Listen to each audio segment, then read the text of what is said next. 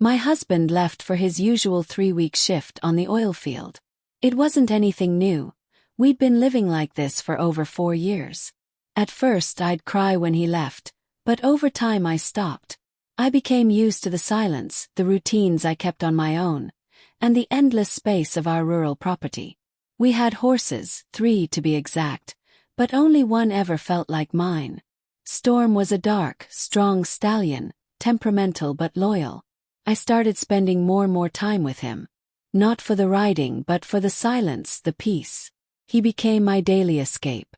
I would brush him for hours, talk to him like he could understand.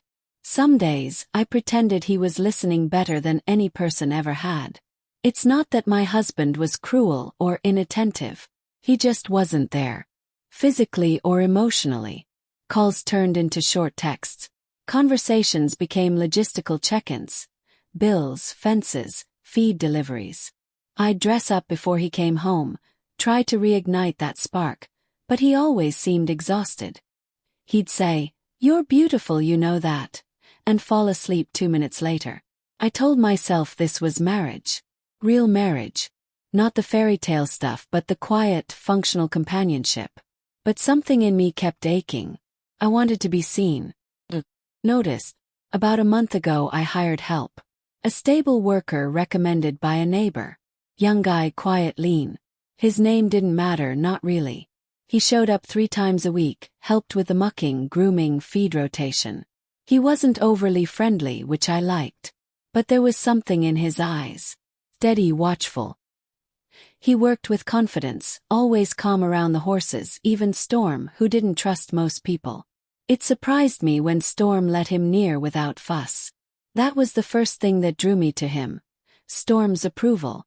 First I kept it simple. "Thanks. Looks good. Need water." Basic stuff. But the silences weren't uncomfortable. One afternoon I offered him lemonade. He nodded, took it, didn't speak.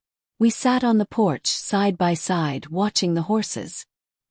His knee was inches from mine, and somehow that felt more intimate than anything I'd felt in months. He looked out, said, "That horse isn't just muscle. He feels everything." I didn't reply, but my throat tightened. I hadn't realized how badly I missed being spoken to like that. That night, I dreamt of someone running their hand down my back.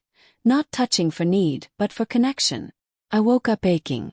Not physically, but emotionally. The kind of ache that makes you feel hollow. I didn't tell anyone. I brushed Storm longer the next day, like I could sweep the guilt away with every stroke.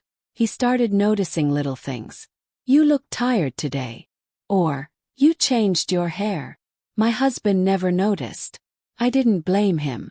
He was out there working hard for us. But the difference was hard to ignore. The worst part. I didn't want to stop noticing him noticing me. I started dressing differently on the days I knew he'd come by. Not dramatically, just little changes. A fitted shirt instead of an old hoodie. Lip balm, a touch of mascara. I told myself it was harmless. That it didn't mean anything.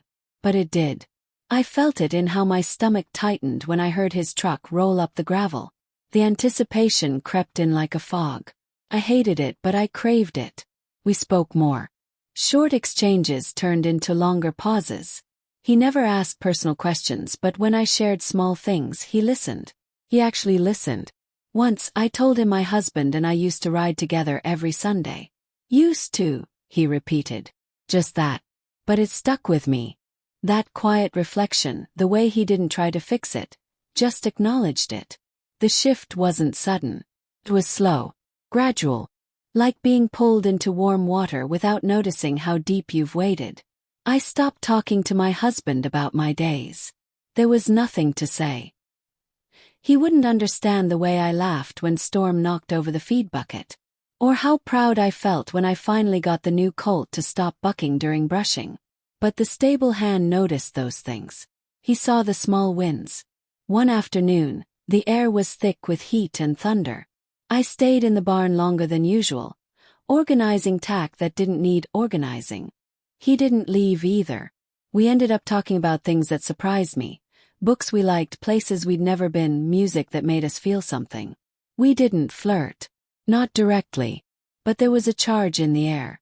The kind of silence that begs to be broken by something more than words. I caught myself looking at his hands, calloused steady. The kind of hands that looked like they worked hard but would hold you gently. My face flushed. I turned away. But he noticed. His eyes didn't linger, but I felt the shift. Neither of us said anything. The silence between us grew heavier. Night I stopped sleeping well.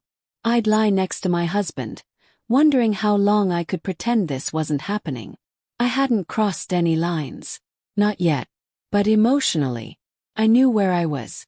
I replayed conversations in my head. Felt his presence even when he wasn't around. I'd grown used to the feeling of being wanted, even if it hadn't been spoken aloud. One morning he brushed Storm while I stood nearby. His hand moved slowly down the horse's neck, calm, precise. Then he glanced at me and said, "He trusts you. That's rare." The words hit deeper than they should have. I wanted to ask him if he trusted me. I wanted him to say yes or maybe something more. After he left, I went inside and stared at myself in the bathroom mirror. I didn't look like someone planning to betray anyone, but I was already halfway there. Not with my body but with everything else. It happened on a Thursday. I hadn't planned anything. I wasn't wearing anything special, didn't feel particularly brave or reckless. But I was tired. Tired of pretending, tired of holding myself together. He came in with mud on his boots and sweat on his collar, and I just looked at him. Really looked. And something in me broke open. We didn't talk much that day. I offered him water like I always did, and he followed me inside. I noticed his eyes weren't just on mine anymore. They drifted lower, lingering just a little too long. I should have said something. I should have pulled back, reminded him and myself what this was. But I didn't. I stood there with the glass in my hand, heart pounding like I was a teenager again. When I handed it to him, our fingers touched. He didn't move. Neither did I. It was just a moment, few seconds, but it changed everything. My breathing shifted. He looked at me like he was waiting for permission. I didn't speak. I didn't need to. The first kiss wasn't romantic. It was desperate, hungry, built from too many days of restraint. He tasted like sweat and summer and something forbidden. I should have pulled away. I didn't. Instead I leaned in, pressed closer. It was like my body had been starving and finally found food. It didn't feel like cheating in that moment. Felt like breathing for the first time in months. Like warmth after cold. Like something that made sense even if it was wrong. There was no thinking, no morality, no guilt yet. Just skin and want and the heat of two people who had held back too long. Afterward everything was quiet. He sat on the edge of the couch, elbows on his knees, not speaking. I wrapped myself in a throw blanket and stared at the floor. I couldn't even cry. The guilt hadn't hit me yet.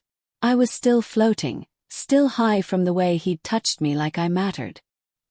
He stood to leave, didn't ask for anything. No promises. No future. Just nodded once and walked out. The door clicked shut with more finality than I expected. I stayed there for a long time. Not moving. Just existing in that space between relief and shame. When my husband called later, I answered like everything was fine. Told him the horses were good. The fence was still holding. That I'd made pasta for dinner. He said he missed me. I said it back. Tasted like a lie. That night I stood at the window, watching the barn in the dark. I could still feel his hands on my skin. Still hear the way he whispered my name like it meant something. I wasn't proud. But I didn't regret it either. Not yet. I knew I wouldn't tell anyone. Not ever. Some truths don't fix anything, they just break more. So I kept it inside, locked tight behind my ribs, pretending nothing had changed while knowing everything had. My husband came home 2 days later. He walked in with tired eyes and a bag of souvenirs I didn't ask for. He kissed my cheek like always, told me I looked good, and I smiled like I meant it. I didn't. Every movement felt rehearsed, like I was acting out a version of myself I'd outgrown in 48 hours. I watched him eat dinner, laugh at a story from the job site, and I wondered if he could sense it, if something in me gave it away. He didn't ask. Maybe he didn't want to know. Maybe he trusted me too much. That was the worst part. I kept stealing glances at him, waiting for a crack, a question, anything. But he kept being himself. Steady, tired, reliable. And I kept pretending. The next morning I texted the stable hand. Just one sentence. "You can't come back." No explanation. No apology. He didn't reply. I stared at my phone for hours like he might say something, like there was more to say. But he stayed silent, and I knew he understood. That was our closure. Quiet, fast, final. The guilt didn't come like a flood. It crept in slowly, poisoning everything. The way I folded laundry, the way I responded to my husband's touch, even the way I laughed felt off. I wasn't present. I wasn't connected. I was somewhere else, replaying something I couldn't undo.